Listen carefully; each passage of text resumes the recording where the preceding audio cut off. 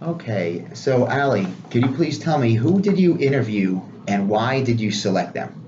I interviewed Greg Olavanti, and the reason why I selected him was because um, he's currently in a position as a manager.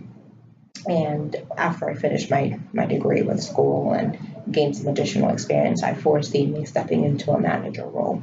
Terrific. And I would think that you would do a terrific job as a Thank manager role, Allie. you. Thank you. And how did you go about contacting that person? Luckily, we worked together on the same floor.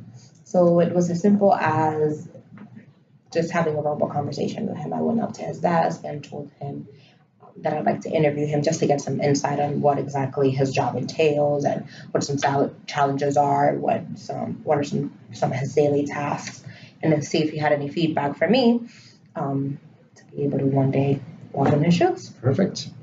Was it difficult to arrange a time and place to meet? Luckily, no, because we work in a call center environment with lots of conference rooms, and he had some availability. So we were able to set some time aside and we booked this room and just met. Perfect. Now, how do you think the interview went and why? Now, when you're answering this question, please elaborate on the following. What went well and what were some of the difficulties that you encountered? I'm specifically interested in the analysis of the interaction, like the verbal versus nonverbal. So I'm a supervisor, he's a manager. Interviewing is second nature to us, is what we do to be able to get our candidates in. So the conversation flew very well.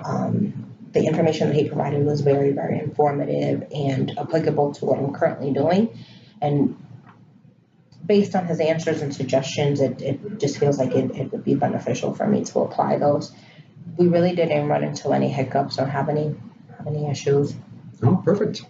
How did you adapt to unforeseen twists or interview responses? We didn't have any unforeseen twists, luckily. Oh, perfect. Did you discover anything about the career that makes you want to change your career or educational plans? Not necessarily changed my career. If anything, it reinforced what I already thought I wanted to do, which again is gain some additional experience here at work and be able to finish my bachelor's, maybe move on to like a master's, and who knows, one day maybe even a PhD. But from a developmental side for myself, it's staying hungry for that knowledge as to how to develop other people. He mentioned millennials, for example. Everyone is always, it's a different era, a different group of people. So what used to work back in 1970s it won't work. So it's staying on top of my current skill set and developing that and finding ideas, suggestions, and implementing them to be better and better develop my team. Perfect. Last but not least, did it confirm that you are on the right career path? It sure did.